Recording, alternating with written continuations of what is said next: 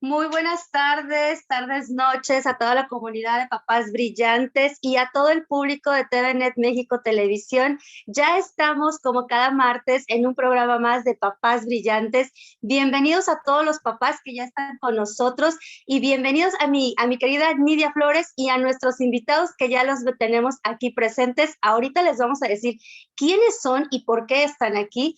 Ya saben que este día de hoy martes, como todos los martes en Papás Brillantes, nos dedicamos en este mes de septiembre a hablar sobre el aprendizaje y algunos de los diversos elementos que rodean este maravilloso proceso que a todos nos involucran. Pues como papás estamos ahí al pendiente de estos aprendizajes para la vida de nuestros hijos. Esto es Papás Brillantes, los saluda Nancy Morán, licenciada en Psicología, y pues comencemos con el tema. Les cedo el micrófono a Nidia Flores para que nos platique de qué se trata el día de hoy. Comenzamos, Nidia.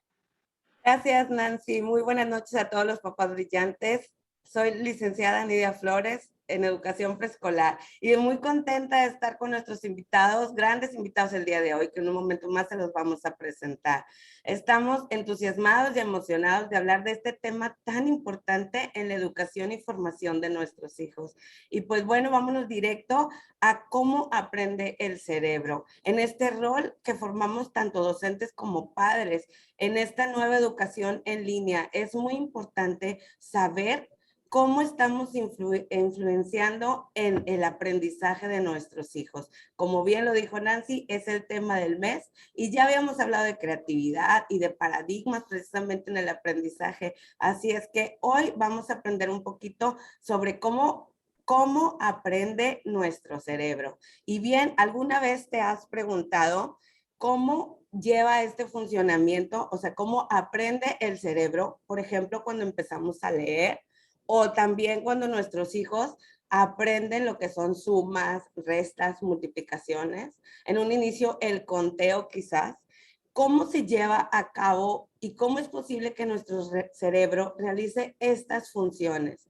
Si alguna vez te lo has preguntado o no te lo has preguntado, creo que llegó el momento de hacerlo, porque como bien lo decíamos, en este rol de formadores es importante saberlo para poder llegar a apoyar a nuestros hijos en esta educación ahora que a veces se vuelve tan compleja. Y para eso, el día de hoy nos acompañan nuestros invitados, que en un momento más, pues Nancy nos los va a presentar. Y bueno, yo recuerdo mucho, le comentaba en una ocasión a mi querida Nancy también, cómo cuando nuestros hijos aprenden lo que es el lenguaje, lo que aprenden a hablar. Recuerdo mucho una ocasión cuando mi hijo mencionaba totoles en lugar de frijoles, ¿no? Y cómo a veces a nosotros como padres se vuelve un poco complicado el por qué no lo aprende bien. Y entonces creo que es importante mencionar que todo este proceso neuronal, todo este proceso del cerebro es importante y sobre todo como padres tener sobre la mesa importante que todo lleva su tiempo. Y bueno, es fascinante todo este mundo, a mí me emociona cómo realmente se desarrollan todos estos procesos neuronales, que como bien les decía, ahora sí nuestros invitados nos van a acompañar. Adelante, Nancy. Gracias, Nidia. Pues así es, ya estamos listos porque nuestros invitados del día de hoy están aquí para que juntos vayamos transformando nuestro pensamiento y también transformando nuestro legado. Y entonces vamos a dar la bienvenida a María Paula, que ella es psicología y es también máster en neuropsicología, es máster en rehabilitación neuropsicológica y está en un doctorado. Es cofundadora de Neuroclass. Ahorita van a escuchar sobre esto que es Neuroclass y la verdad está maravilloso este proyecto. Y también está con nosotros Sebastián Godínez, que también es psicólogo, ¿verdad? Máster en neurociencias y también está en un posgrado, ¿verdad? De neurociencias y también es cofundador de Neuroclass. Entonces, bienvenidos. Ustedes están desde Colombia, ¿es así? ¿Verdad? Sí. Ok, pues desde Colombia hoy tenemos a nuestros invitados. Bienvenidos, María Paula y Sebastián. Muchas gracias. Muchas gracias a ti, Nancy. Sí, muchas gracias por la invitación y bueno, espero que sea del agrado y del entendimiento de todos porque bueno, el cerebro es un órgano maravilloso que hay que conocer. Por supuesto, y creo que necesitamos como los papás y todos los que estamos al frente de la crianza o de la formación de nuestros niños, necesitamos entender esta información con palabras comunes que podamos también relacionarlos con nuestro día a día. Entonces, para eso ustedes son los expertos y creo que es importante que nos platiquen un poquito sobre estos primeros conceptos acerca de las neurociencias, porque está muy sonado este concepto últimamente, ¿no? De la neurociencia nos dice que, y la neurociencia, ajá, pero a ver, dosifíquenmelo así como que en palabras comunes, como yo, como madre al frente de mis hijos o como maestra, puedo usar esto de las neurociencias. Platíquenos, María Paula y Sebastián.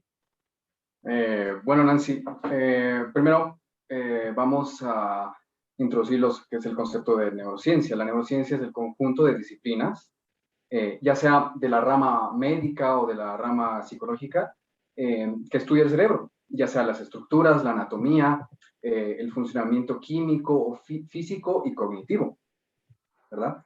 Y bueno, para hablar de educación, no se puede dejar al lado el cerebro. Entonces, vamos a introducir lo que es un concepto básico y sumamente importante en las neurociencias y el aprendizaje, que es el concepto de sinaptogénesis, que es básicamente el hecho de conectar una neurona con otra, la sinapsis. Eso es lo que es la comunicación entre una neurona y otra.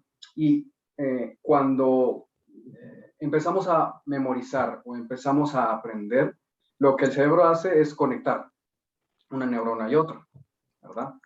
Eso es básicamente la base especial y el concepto básico de lo que es el aprendizaje en las neurociencias. Bueno, vamos a hablar ahora de otro concepto básico que es la plasticidad cerebral. La plasticidad cerebral es cómo es la habilidad del cerebro para poder cambiar químicamente y funcionalmente y también estructuralmente en función a las experiencias, ¿no? Cómo las experiencias van a moldear el cerebro, van a hacer que cambie el cerebro. Ahora, pongámonos en un ejemplo de aprender a tocar un instrumento, una guitarra. Entonces, todos los que sabemos tocar un instrumento, sabemos de que cuando agarramos la guitarra, en este ejemplo, puede fluir, es algo más automático cuando uno sabe tocar un instrumento. Y eso es porque esta base que es las conexiones sinápticas ya están bien adheridas, ya están bien formadas. Pero a la hora de poder aprender a tocar un instrumento, lo que hacemos es crear nuevos caminos, ¿verdad? Entonces, acordémonos de cuando estamos aprendiendo, puede ser cualquier cosa, ¿no? O sea, a tocar la guitarra o en el ejemplo de Nidia, de del bebé que estaba aprendiendo a hablar, estaba como que creando poco a poco las conexiones para esta palabra en específico. Entonces, a ver, vamos a hacer un ejemplo de esto. Imaginemos que el cerebro es como un bosque muy tupido. Y para poder realizar esta nueva conexión se tiene que ir de A a B, ¿verdad? Y de A a B se forma primero un sendero pequeño, que en un principio llegar de A a B es un poco fastidioso porque tienes que ir caminando entre árbol y árbol y es nuevo ese camino. Es nuevo y asimismo la experiencia de poder aprender al segundo intento la guitarra se nos va a hacer dificultoso. Va a haber como que descoordinación con las manos, otras veces no vamos a conseguir lo que queremos, ¿verdad? Pero con la ayuda de la práctica, lo que se hace es fortalecer este camino. Cada vez que practicamos y practicamos este instrumento, lo que va a pasar con este camino es que se va a ensanchar. Vamos a hacer aparte los árboles que están ahí molestando. Entonces,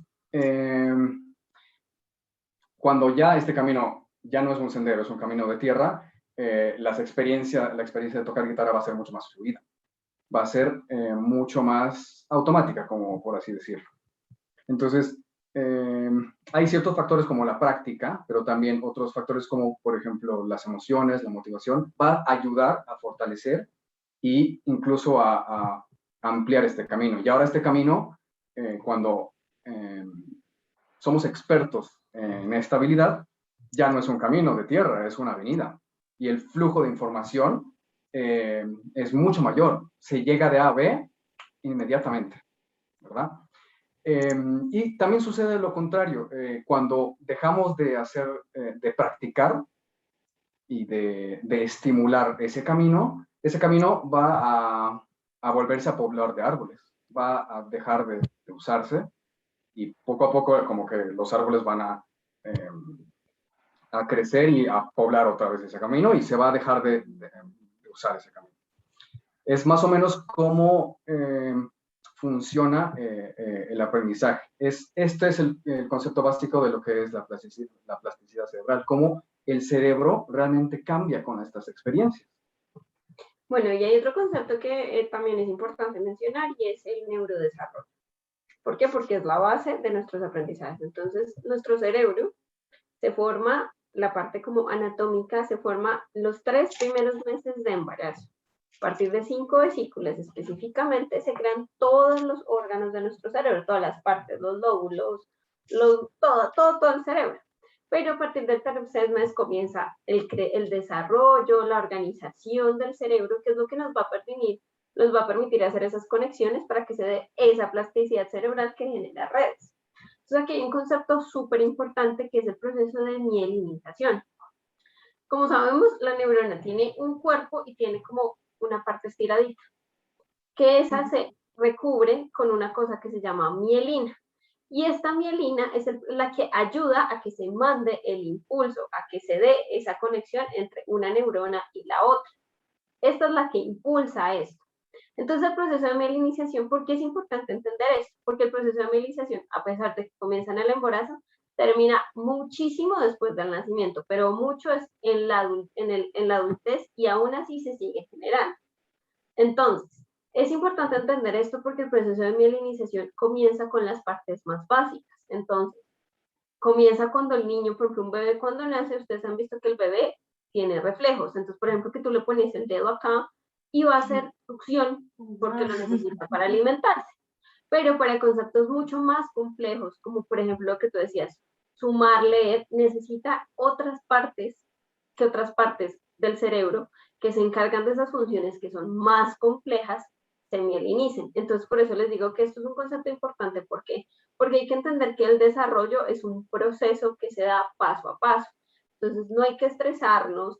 Por ejemplo, eso como, ay, no, que el niño no dice frijoles, sino totoles. No, Hay que esperar, esto es un proceso, el cerebro se está desarrollando, está creciendo, está generando todas esas redes para en este punto entender que él pueda decir la palabra correctamente. Entonces, otro ejemplo que, por ejemplo, pasa y es que a nivel motor, el desarrollo cerebral se da primero cabeza, después tronco y por último extremidades.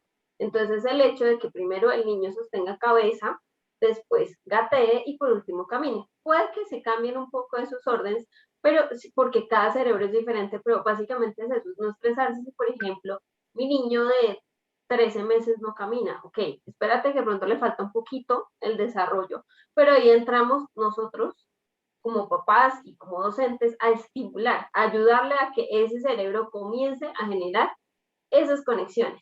Y aparte, en la neurociencia es importante entender, por ejemplo, que se da un proceso de lo más simple a lo más complejo. Entonces, por ejemplo, otro caso, en el caso de la escritura, que el niño agarre y aprenda a agarrar bien cualquier cosa, cualquier objeto va a ser fundamental porque a largo plazo él va a aprender con mucha más facilidad cómo acomodar sus dedos para coger el lápiz y escribir bien. Entonces, todos esos, por eso es importante conocer la neurociencia y entender qué es la neurociencia. Ya, es fascinante y fíjate, en estos procesos que dicen cada uno de ellos, por ejemplo, lo que es neuroplasticidad, esto de averiguar cada vez este camino, por ejemplo, me lleva a pensar en esto que una vez que ya nosotros aprendimos algo, como ese camino ya está muy bien trazado, entonces el flujo, por lo tanto, es mucho más viable. Creo que al aprender cosas nuevas, entonces se nos viene haciendo un poco más complicado porque ya teníamos algo aprendido, ¿no? Y creo que ahí es donde podría empezar el desaprender para aprender cosas nuevas, ¿no? Entonces, si algo o algún desde el comportamiento puede ser, si algo no nos gusta, por ejemplo, y lo queremos modificar, y llevo 43 años de mi vida haciendo ese surco, yo lo llamo así, ese surco, es muchísimo más complicado. De esta forma yo lo entiendo, ¿no? Es mucho más complicado trazar estos patrones nuevos, ¿no? Y entiendo que cada vez que los unamos más o que los practiquemos más, desarrollamos esas habilidades, por lo tanto. Entonces, se me hace muy fascinante y una de las cosas que yo tengo en duda, chicos, es anteriormente se decía mucho que aprendíamos en base a la memorización. A la repetición y repetición de un concepto, ¿no? De esa forma, muchos quizás de nuestra edad aprendimos de esa forma y lo vimos como un absoluto. Entonces, de acuerdo a todos estos conceptos que nos plantean, de cómo aprende el cerebro, ¿es viable seguir aprendiendo en base a la memorización? Bueno, Nidia, a ver, la memoria, la memorización, sí es verdad que es un paso clave para el aprendizaje, pero nosotros consideramos que la memorización por sí sola, utilizando las herramientas que se utilizaban antes, es un aprendizaje vacío. Tenemos que diferenciar lo que es memoria de aprendizaje, ¿verdad? El aprendizaje es la adquisición de información para poder utilizarla luego para resolver un problema complejo o un problema específico. La memoria tiene que ver solamente con la adquisición, ¿no? Porque la memoria es lo que es la fijación, almacenamiento y recuperación de información.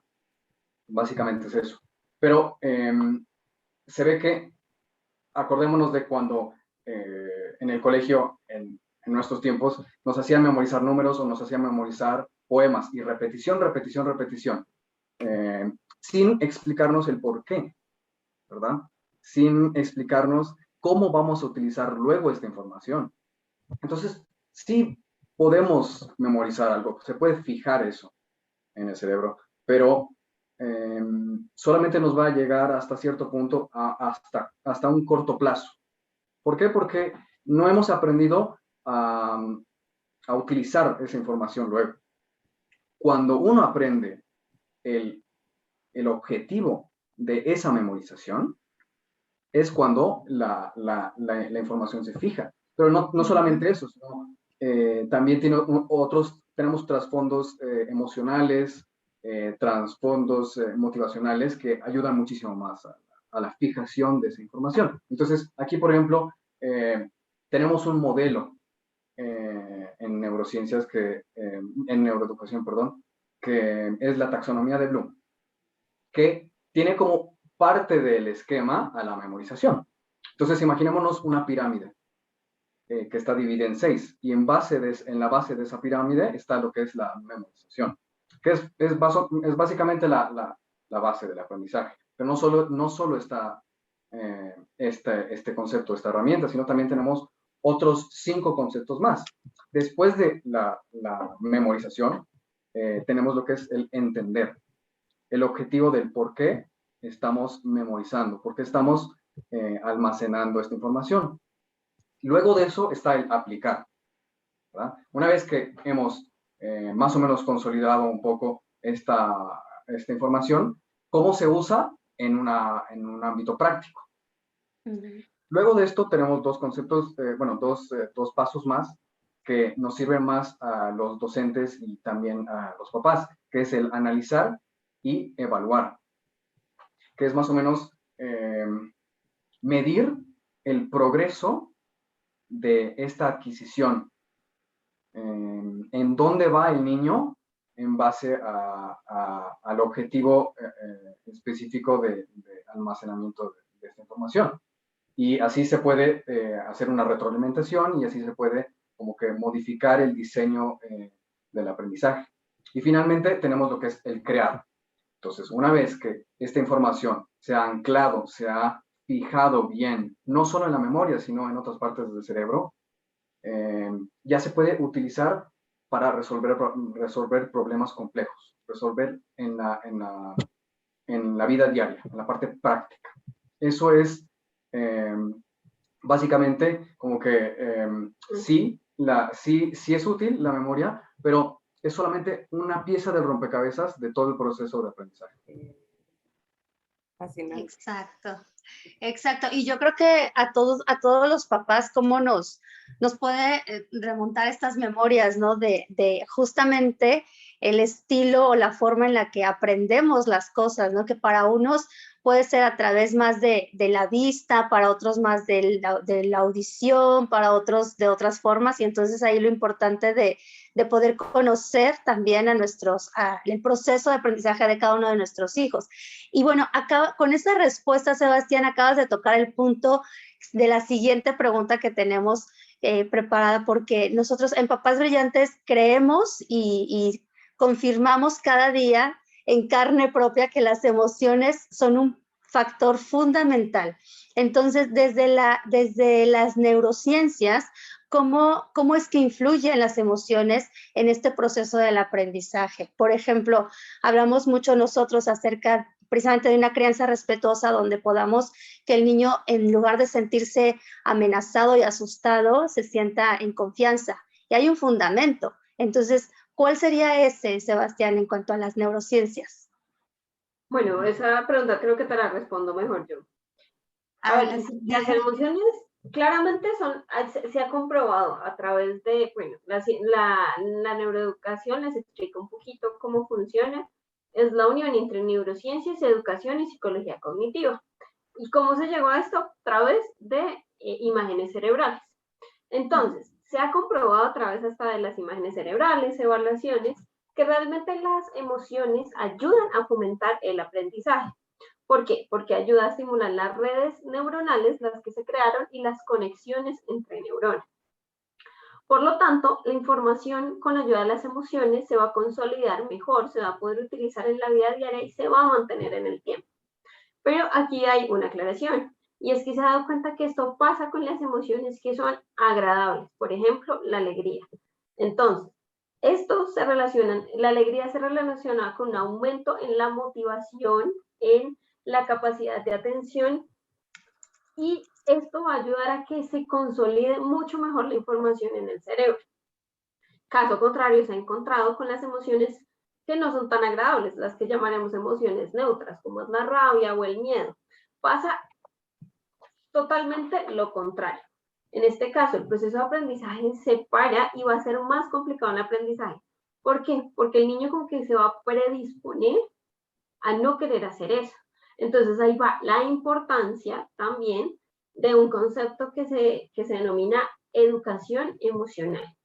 En esta educación emocional, el objetivo es capacitar a la persona para aumentar su bienestar social y personal.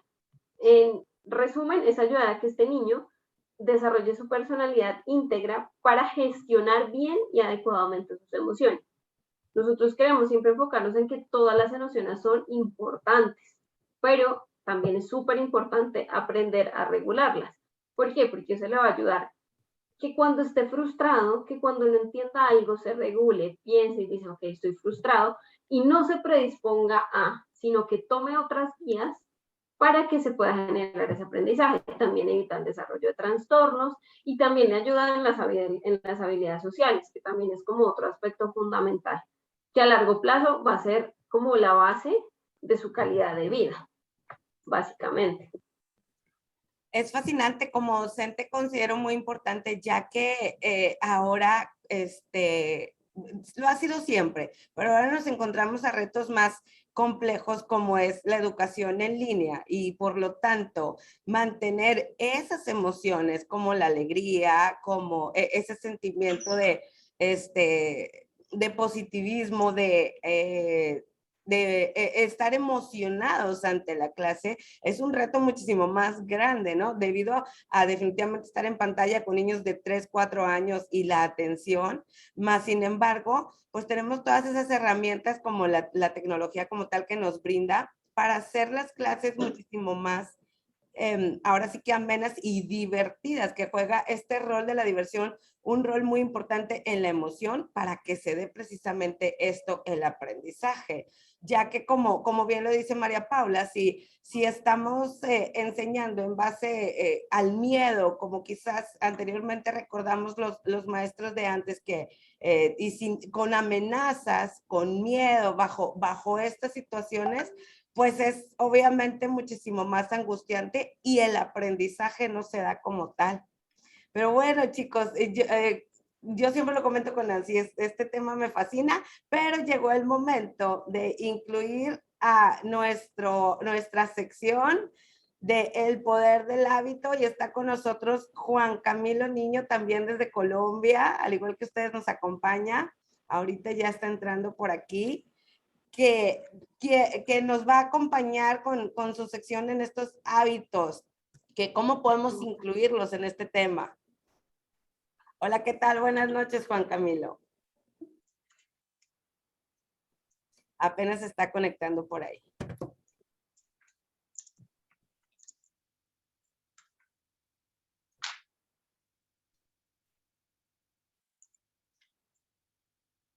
Ahora sí, ya lo tenemos por aquí. Ahí está. Ya andaba por aquí, andan acá en los comentarios, mientras voy a leer comentarios y saludos a Rosalinda Sanabria, Juan Camilo, que andaba por acá. Ya aquí estás, Juan Camilo, buenas noches. ¿Cómo están? ¿Me escuchan? ¿Estamos bien de sonido? Sí. Sí. Bueno, un gustazo. Disculpen, yo me conecto muy bien. Bueno, no, yo entré, estaba viéndolos estaba viéndolos por Facebook, muy atento con María y con Sebastián, escuchándolos. Digamos que ya estamos en sección. Claro que sí, Juan Camilo.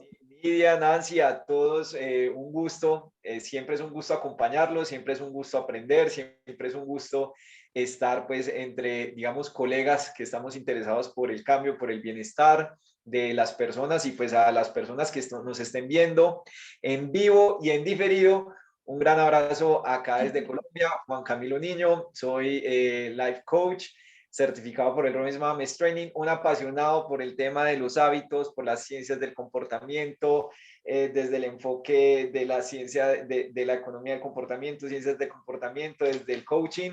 Y bueno, escuchando a María y a Sebastián, me encanta esa esa propiedad del cerebro con la que estaban iniciando, de la plasticidad que tiene el cerebro.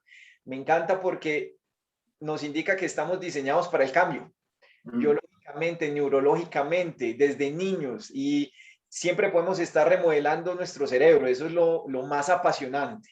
Las personas sí piensan como, no, yo soy así, así no cambio. Lo increíble es que nuestros pensamientos cambian físicamente nuestro cerebro.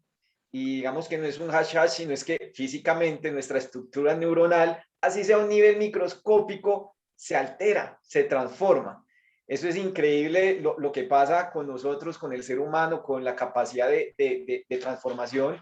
Y yo por ahí, Nidia, te conté, puedo compartir unas 2 slides que precisamente estuve trabajando en un seminario, pues para presentarlas a ustedes. Son muy sencillas, pero es para hablar, para ponernos como al tono. Y hablando pues del desarrollo de los niños, de cómo los niños toman decisiones, cómo después tomamos decisiones como adultos. Y resulta que hay, pues, digamos, 2 recursos, 2 mecanismos que nos da el cerebro, pues, para lograr objetivos de alto valor. ¿Sí? Lograr objetivos de alto valor es alcanzar nuestras metas profesionales, nuestras metas familiares, nuestras metas de salud, de bienestar, de energía, de vitalidad también, a nivel intelectual. Es decir, son múltiples los objetivos de alto valor que estamos buscando desde pequeños, y el cerebro nos da 2 mecanismos: la decisión y los hábitos. Hablando pues digamos, de la parte por la que estoy invitado acá, de hablar siempre con ustedes. Y es interesante porque ambos interactúan. Sin embargo, las decisiones, o el mecanismo de las decisiones, que está asociado con la función de control ejecutivo del cerebro, aquí en la parte del lóbulo frontal, que es la que nos permite evaluar, nos permite planificar, nos permite fijar objetivos, nos permite ejecutar y volver a hacer el proceso. De esa manera, con las decisiones, con esa función consciente, es que podemos tomar muchas decisiones.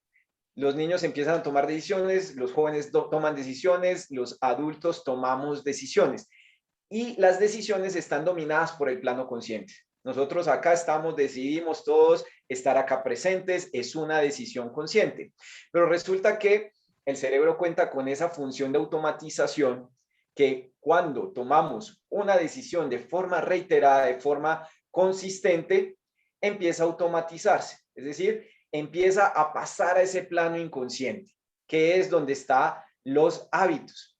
Y pues me gusta mucho hablar, que Mari y Sebastián hayan hablado de, digamos, a un nivel tan específico, a nivel cerebral. A mí me gusta ver el cambio personal tanto desde la parte motivacional, de las estrategias de coaching, pero es también importante conocer cómo lo que hacemos de una forma tan blanda, pues tiene una relación directa con nuestro cerebro y cómo cambian nuestras estructuras neuronales.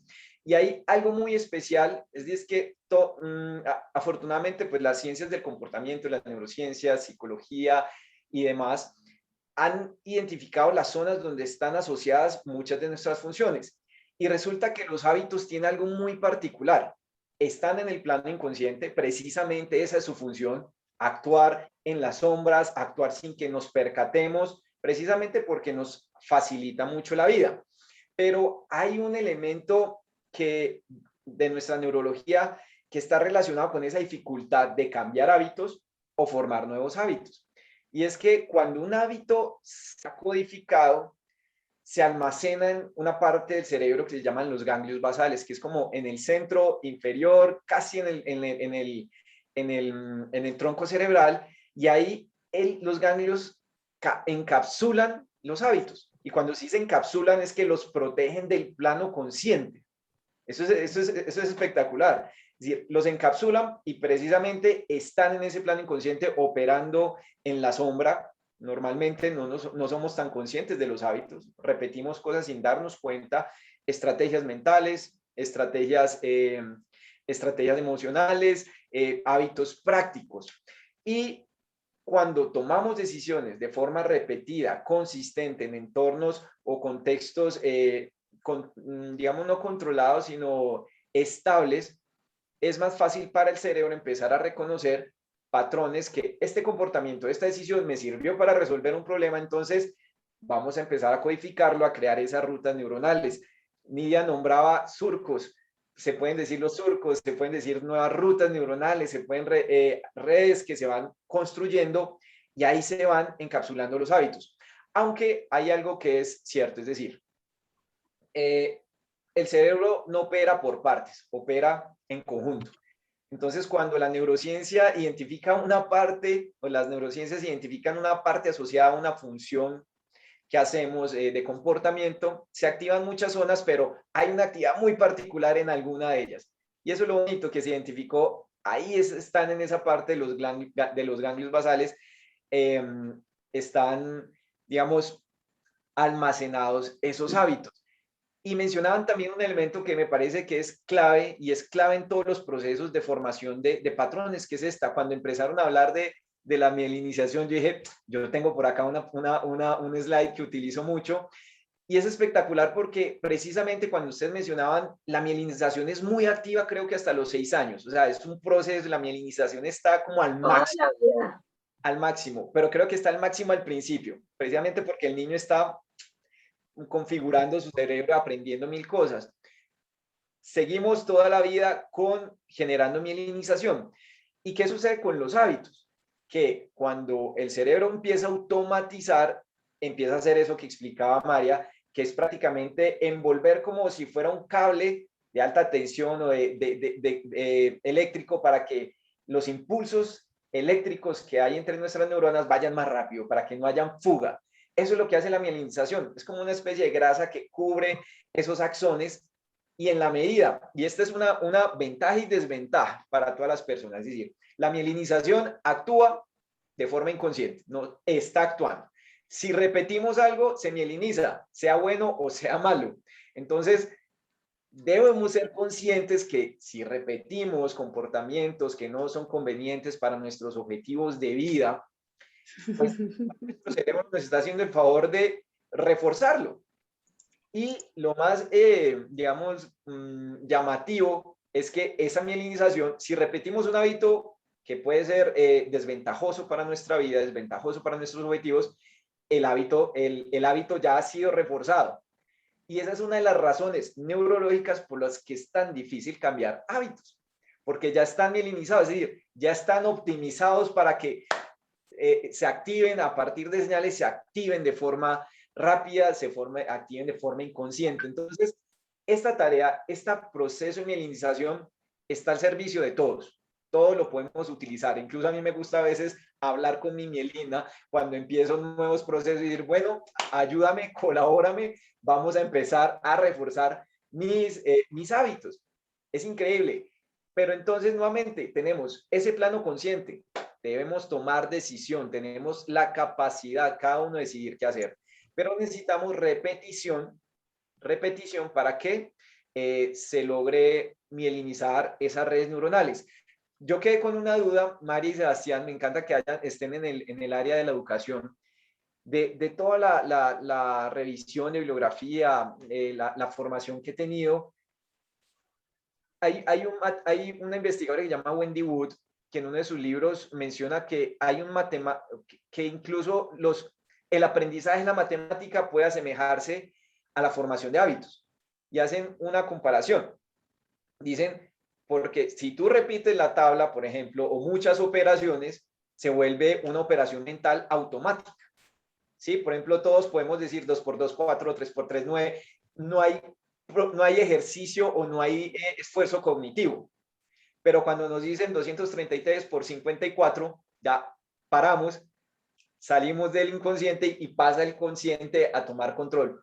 ¿Ustedes ven esa similitud? ¿La podríamos asimilar a muchos procesos cognitivos o de toma de decisiones o estrategias de toma de decisiones con hábitos? Bueno, es básicamente más o menos lo que has dicho tú, de que cuando un aprendizaje está muy automatizado, es que básicamente ya se ha hecho un hábito, ¿verdad? Ya no hay, o sea, es inmediato, no hay esfuerzo. Mientras que cuando se exige otro problema diferente cuando hay mayor exigencia cognitiva, cuando hay mayor requerimiento cognitivo. Obviamente, las bases que tenemos de hábito van a ayudar a resolver el problema, ¿no? Es por eso que en la educación uno tiene que ir en peldaños, siempre de lo básico a lo más difícil, ¿verdad? Así es como se debería hacer y así es como funciona un crecimiento óptimo y crecimiento saludable del aprendizaje. Entonces, vamos a ver que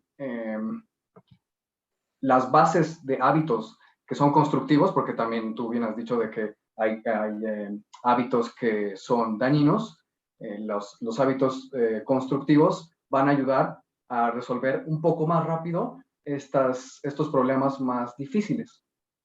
Pero es importante aclarar que los hábitos y cualquier aprendizaje se puede cambiar. Sí. O sea, estas redes neuronales no son eternas y no siempre van a ser las mismas. Entonces, por ejemplo, te pongo un caso bastante extremo. Una persona que consume alguna sustancia alucinógena necesita, o sea, cerebralmente hay un cambio por lo que hace que su sistema de recompensa se active y de manera muy fácil. Pero se pueden dañar esas conexiones y romper esos hábitos, romper esas conexiones y generar unos nuevos hábitos. Como el cerebro es plástico, es moldeable. Pero entonces hay una cosa como un ejemplo para entender un poco más la plasticidad, que el cerebro es como un plástico, que si tú lo calientas, se puede moldear. Pero esa moldeación, lo puedes moldear, pero cuando se enfríe se endurece y se va a quedar. Pero eso no significa que no puedas volver a cambiar ese plástico, lo puedes volver a calentar y otra vez moldearlo de otra manera y se va a quedar así. ¿Sí me entiendes? Así es con la toma de decisión. Sí, conscientemente podemos empezar a romper ese encapsulamiento que se hace en esos ganglios, eso es en los ganglios basales, es decir, cualquier red la podemos romper. Y ahí lo importante es ser que el cambio está en nuestro poder, en nuestra toma de decisiones, en ser conscientes. Y hay un ejercicio muy interesante por ahí que me gusta hacer. Recientemente estaba dictando un seminario sobre hábitos emocionales y hacíamos el ejercicio de que entre equipos que ya se conocían empezaran a identificar 3 tipos de hábitos, que es como parte de la literatura, como una metáfora para entender cómo clasificarlos, que son los hábitos prácticos, ¿sí? Cuando uno se pone nervioso se coge acá atrás, o la persona que tiene un hábito emocional de reaccionar de acuerdo a un estímulo o una estrategia cognitiva para resolver un problema. Entonces, entre los equipos empezaron a identificar esos, es el ejercicio más chistoso y revelador para muchos, porque empiezan a decirte, tú haces esto, ¿cómo así? Yo respondo así, tú siempre haces esto, que normalmente uno no es consciente. Entonces, en este ejercicio de identificar hábitos, aprendizajes, el hecho de también apoyarnos en terceros, para eso, como dicen, en el aprendizaje está el profesor, el alumno, y en los procesos de cambio personal ya más maduros, podemos utilizar, bueno, profesionales, otras disciplinas y también otras personas que nos ayuden a identificar esos automatismos del que no somos conscientes. Incluso puede que hayamos aprendido cosas de forma errónea, hayamos desarrollado pues esas redes de respuestas automáticas o creencias sobre alguna otra cuestión. Yo, Nidia, Nancy, María, Sebastián, encantado siempre de estar acá, encantado de acompañarlos, de tener este diálogo corto pero preciso. No sé si hay preguntas de los que nos están acompañando o entre ustedes, entre nosotros un ratico. Mientras, ay, no sé, ibas a decir algo, Nancy, discúlpame. Sí, yo tengo una pregunta que aquí anoté acerca de justamente cuando hablábamos acerca de la estimulación, ¿no? La estimulación que se da en este neurodesarrollo, en esta formación de los niños, pero también creo que aplica mucho ya en los adultos, ¿no? Ahorita que escucho a Juan Camilo, ya cuando nosotros somos conscientes de las decisiones que hacemos para aprender más. Pero bueno, mi pregunta va en relación con cuándo es, qué tan favorable es esto de la sobreestimulación para el cerebro, porque a veces los papás queremos, ¿no?, estimular al niño bueno, visual, auditivo y música y muévete y sube y ve y el cuento y mil cosas, ¿no? Y entonces eso llega a una parte donde ya no es tan saludable, pero, o sea, ¿cómo podríamos identificar eso de una manera práctica para los papás? Bueno, pues la sobreestimulación es un problema y es porque comienzas tú a generarle en el niño que todo el tiempo tiene que estar haciendo algo, todo el tiempo tiene que estar, no sé, por ejemplo, el ciclo que los ponen en clases de natación, de pintura, cocina, o sea que no tiene, el cerebro necesita descansar. Eso es súper importante. ¿Y qué hace la sobreestimulación? Que no descanse. Porque en el descanso y especialmente en el sueño, en todos, pero aplica sobre todo más a los niños, es cuando se consolida la información. Entonces, en el momento que tú lo sobreestimules, no va a procesar bien la información porque va a tener tanta que va a ser confuso para el cerebro, no va a poder guardar todo. Y también en el desarrollo emocional también es súper importante, porque estamos teniendo niños que no pueden estar sin hacer nada, que se aburren con todo y que entonces, ¿qué pasa? Baja tolerancia a la frustración. O sea, claro, todo eso hace que no se desarrolle. El niño necesita sus tiempos de juego, sus clases, su colegio, sus estimulaciones, sus sueños. O sea, todo eso en un equilibrio, tanto en adultos como en niños. Entonces también entra el problema en los niños. ¿Qué puede pasar? Que se ha visto que desarrollan hiperactividad, no el trastorno por déficit de atención e hiperactividad, no, genera una hiperactividad. Todo el tiempo están así, como si estuvieran afanados, con prisa todo el tiempo. Y es un niño de 7 años que es como, ¿pero por qué? Porque tú le estás impulsando esto. ¿Qué pasa? Son niños que cuando están más grandes y como que pudieron hacer todo, hicieron tanto que sintieron que cuando algo les sale mal se van a frustrar, van a llorar y pueden hasta generar ansiedad, puede generar depresión.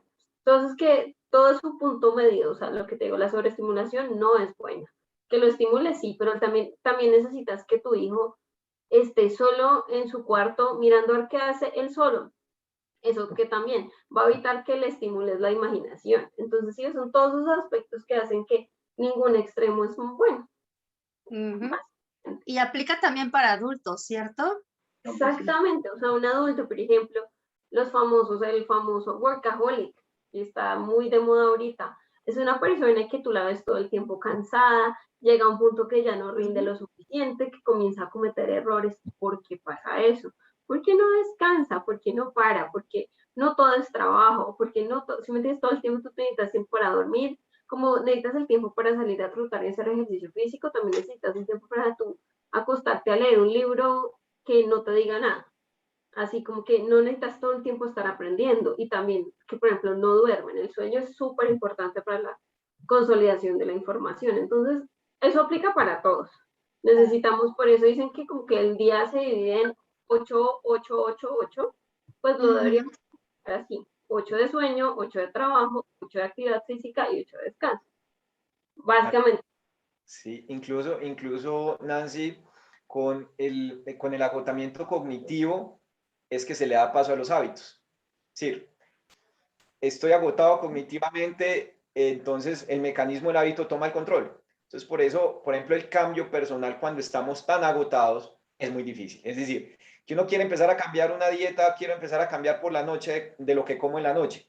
Llevo 8 horas exigiéndole atención sostenida a mi cerebro en el trabajo, preocupaciones, proyectos, y llego a la noche, mi cerebro dice, qué pena, me voy en piloto automático, vamos a comer lo mismo, vamos a hacer lo mismo, voy a comportarme igual, voy a hacer lo mismo con mis hijos, con mi esposa, y así continuamente. Entonces, creo que el agotamiento cognitivo es importante, como menciona María Paula, para todo, tanto para el aprendizaje, tanto para el descanso, como para cambiar patrones de comportamiento. El ser consciente implica desconectarse, hacer un proceso de autodescubrimiento, de conciencia plena. Ahí viene el tema del mindfulness, de cómo me desconecto, simplemente detox digital, 1 hora, no me conecto con nada y libero mi cerebro de la tensión, porque ese es uno de los retos que tenemos hoy en día estamos en un entorno que permanentemente está capturando nuestra atención, permanentemente. Entonces no descansamos y no tenemos tiempo para ser conscientes y reflexivos, salir del piloto automático o tomar mejores decisiones. Ya, ahora entiendo por qué mis hábitos alimenticios.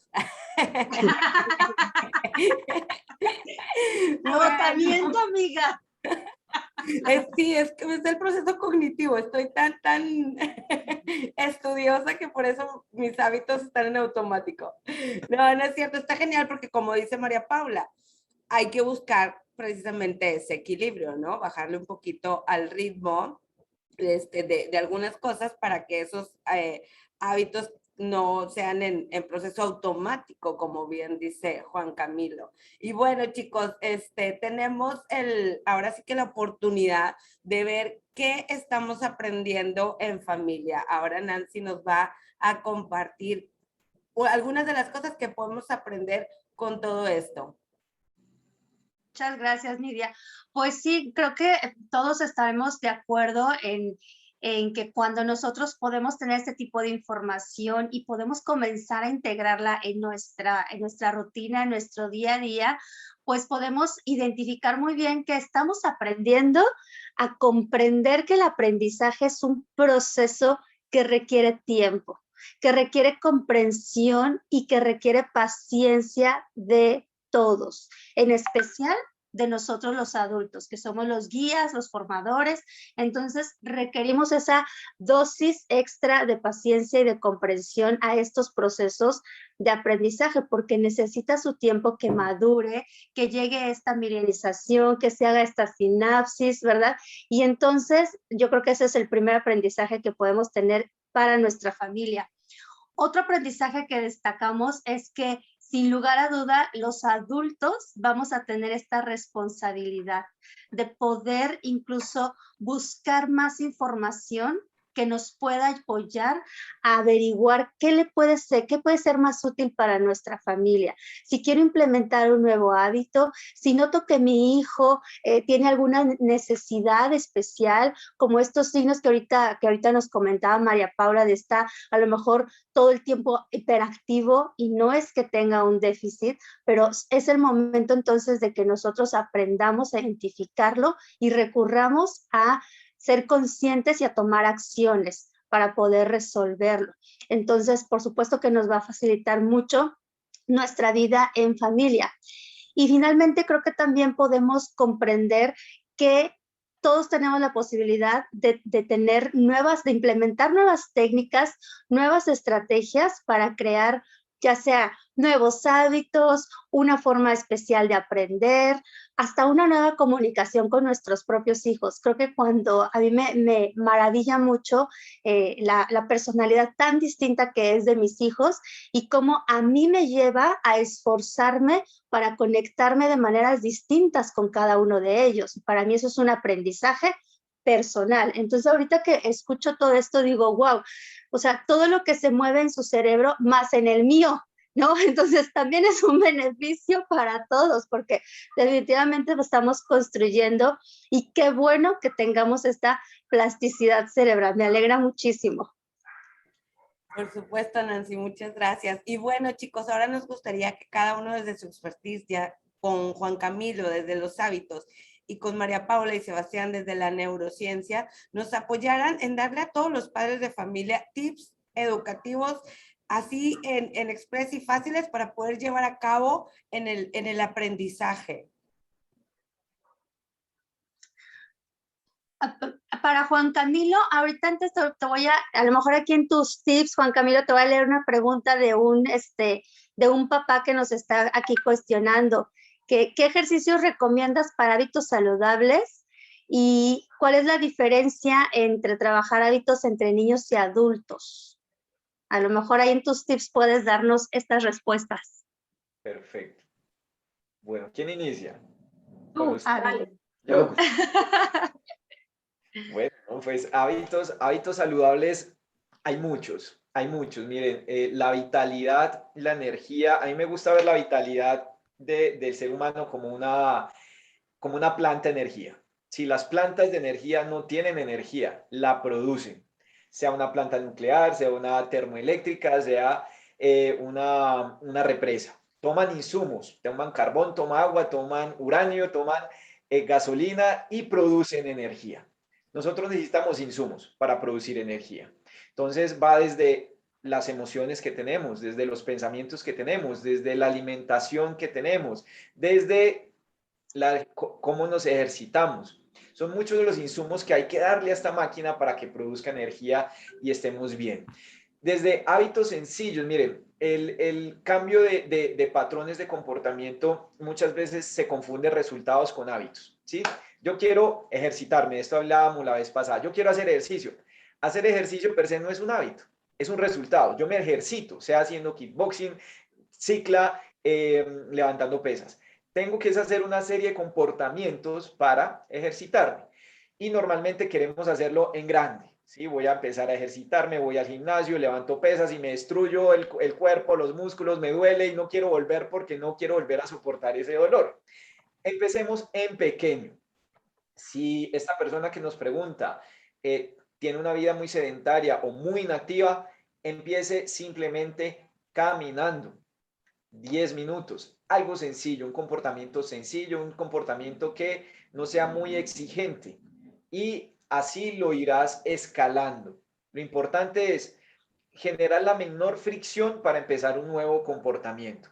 Como le decía Sebastián, así como el aprendizaje empieza desde pequeño, si uno empieza con aritmética antes de llegar a cálculo integral, de lo mismo es cuando empezamos a hacer comportamientos que queremos tener un cuerpo atlético, no lo podemos tener una semana en un mes, nos vamos a tomar un año, por lo menos, pero empezamos caminando. Y segundo, consuman frutas y eliminen el azúcar. Traten de hacer esos dos, son los más básicos, lo sabemos todos, pero no lo hacemos. Frutas y eliminar el azúcar procesada. Ahora, cuando hablan de los tips para procesos de aprendizaje, por ejemplo, si vamos a aprender nuevos comportamientos o quiero que el niño aprenda a tender su cama o a precisamente comer más frutas o cualquier comportamiento que yo quiera enseñarle, utilicemos el contexto. Miren, todo comportamiento se activa gracias a las señales. Si nosotros nos ponemos románticos, por una señal, porque tenemos a nuestra esposa enfrente. Empezamos a comer pan cuando pasamos por la panadería.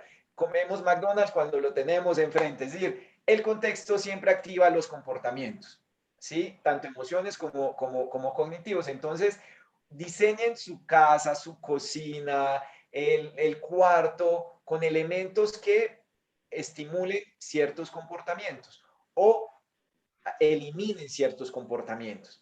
El contexto es una cuestión mágica y se ve tanto a nivel macro como a nivel micro. Miren, el tema de la salud es muy estudiado, pues ha sido muy estudiado en Estados Unidos, pues siempre ha sido, el tema de la salud pública siempre ha sido un interés de política, entonces se han destinado muchos recursos para hacer buenos estudios. Identificaron que la población afrodescendiente hay mucha obesidad precisamente por el diseño de su contexto. ¿Cómo así? Que en los barrios donde hay este tipo de población, siempre hay una licorera, siempre hay pollo o McDonald's. No hay lugares donde tengan acceso a frutas ni verduras frescas. Entonces, el mismo contexto disminuye la posibilidad de tomar una decisión, de consumir mejores productos. Nosotros operamos bajo la ley del menor esfuerzo. Y esta ley no es una, digamos, no es una frase de motivación, sino que realmente Daniel Kahneman, que es Premio Nobel de Economía, identificó con otros neurólogos que el cerebro siempre busca la opción más fácil, sencillo. Es parte de nuestra neurología, entonces hay que ayudarla. Entonces cuando hablamos de la ley del menor esfuerzo, es mejor dejarle una manzanita a nuestro hijo que dejarle las galletitas de Oreo a la mano. Hay que dejárselas bien arriba, escondidas, que se esfuerce. Solo modificando el contexto se mete más esfuerzo a la persona y dice, no, quizás no, más bien me como esto que está a la mano. Y todo lo podemos hacer. Incluso, por ejemplo, otro estudio muy interesante sobre alimentación identificaba que en muchas familias las madres que van con sus niños tienden a consumir mucha comida rápida en Estados Unidos. Pero resulta que como la comida rápida es el placer, el sabor, cuando van pasando enfrente, o sea, la autopista está diseñada para que McDonald's esté acá. Entonces lo veo, ahí está la señal, ¡pum! Voy y compro. se hicieron recomendaciones de cambio de rutas, solo de cambio de ruta, y la familia empezó a mejorar de peso. Increíble. El contexto, las señales, ¿sí? Y recuerden, creo que los procesos visuales son los que más recursos cognitivos consumen, ¿sí? La visión. Entonces, por la visión entra todo, la realidad, los estímulos, las señales. Esa sería mi recomendación. Pues varios tips. Muchísimas. Para mí, para completar un poco eso, yo creo que también es súper importante el aprendizaje vicario, o sea, que el papá dé el ejemplo. Si usted quiere que su niño coma bien, usted tiene que comer bien. Si usted quiere que su niño haga ejercicio, usted tiene que hacer ejercicio. La mejor manera, o sea, para mí en un niño es fundamental y eso, la teoría lo fundamenta, eso es un aprendizaje significativo, las redes neuronales se activan más porque tenemos ayuda de otras neuronas, como las neuronas de espejo, o sea, ahí entran muchas cosas. Entonces también ahí, pues, como para completarlo de Juan Camilo, el aprendizaje vicario es súper importante. Los papás también se les debe esconder las galletas. Exactamente. O sea, que el niño vea que él también está haciendo el esfuerzo. Claro. Entonces, claro, eso le va a ayudar, o sea, eso es súper importante, pero bueno. Algunos otros tips como que nosotros daríamos, bueno, la motivación es fundamental para el aprendizaje, por lo tanto es importante escuchar y ver el niño qué es lo que está pasando, cómo lo ves, qué modificaciones van a hacer. Y bueno, implementar la creatividad también es súper importante en el desarrollo de actividades. El hecho de que tú le pongas al niño retos, le hagas preguntas que lo hagan pensar, eso va a ser súper importante porque eso va a impulsar a que el aprendizaje se dé de manera mucho más, se quede mucho más tiempo en el cerebro, esas redes sean mucho más fuertes. También es importante entender que el cerebro de todos los niños es diferente y de todas las personas es diferente. Por lo tanto, hay que encontrar nosotros como padres, como profesores, estrategias para llegarle. Entonces, si el niño, siempre hay que enseñar, es algo que, pues, que no alcancé a explicar muy bien, pero fue como, tú tienes que enseñar un concepto a través de diferentes vías de información, o sea, no solamente visual, no solamente auditiva. Tú tienes que enseñar un concepto que ser visual, auditiva, de manera, por ejemplo, escrita, con movimientos, todo entrar como por diferentes vías. ¿Por qué? Eso especialmente para los profesores, porque no todo el cerebro de los niños es diferente. Si todos pueden aprender de todas las maneras, no es como que, por ejemplo, el modelo que dice, no, es que este niño es la inteligencia tal, tal, tal. No, eso ya está totalmente desmentido. Eso no funciona así. Pero el cerebro sí tiene de pronto desarrollado más la parte o le genera más motivación al niño. Entonces, por eso hay que hacerlo. Entonces, la enseñanza, entender que cada cerebro es diferente y que la enseñanza se debe hacer desde diferentes perspectivas es súper importante. Y eso no solamente va a ayudar a que en una aula de clase, por ejemplo, que tú llegues a todos los niños, sino como tu papá, te vas a asegurar que esa consolidación de la información va a ser mucho más fuerte y se va a mantener en el tiempo. También, bueno, yo creo que hemos abarcado bastante los tips, pero algo muy importante es el hecho de promulgar el entendimiento y más que nada de los padres y los docentes, el concepto de neurociencias y neuroaprendizaje. Cuando uno entiende mejor un mecanismo interior, cuando uno sabe cómo funciona algo, uno puede llegar a conseguir mejores herramientas para mejorar ese proceso, ¿verdad? Por eso es tan importante el hecho de entender, no solamente para los docentes, sino también para los niños, para los estudiantes. Eso es lo que se llama metacognición. El hecho de saber cómo estás aprendiendo, saber cómo funciona tu aprendizaje, te ayuda a regular mejor tu cognición, los procesos por los cuales vas a memorizar, los procesos por los cuales vas a aprender. El hecho de saber que tú necesitas una motivación, el hecho de saber que necesitas entender con emociones, jugando, te va a ayudar a aprender mejor. En el caso de los niños, esto es un concepto bastante abstracto, ¿no? Por eso es tan importante para los padres y para los docentes entender un poco más cómo funciona el cerebro. Obviamente es un poco complicado ir hasta el fondo del cerebro y aprender anatomía y todo eso. Eso es un poco más difícil, pero el hecho de por lo menos entender conceptos básicos te va a ayudar muchísimo. Es por eso que es tan importante la neurociencia en la educación. Hace 20 años nos enseñaban que el cerebro, el término del crecimiento del cerebro, finalizaba cuando finalizaba la niñez. Pero ahora sabemos de que hasta dentro de la adultez deja de crecer, e incluso con los conceptos que conocemos de neuroplasticidad, el cerebro nunca deja de cambiar, nunca deja de crecer. Es por eso que yo les sugiero a todos los padres, a todos los docentes que indaguen más sobre la neuroeducación, cómo el cerebro aprende. Súper divertido y sí, totalmente de acuerdo.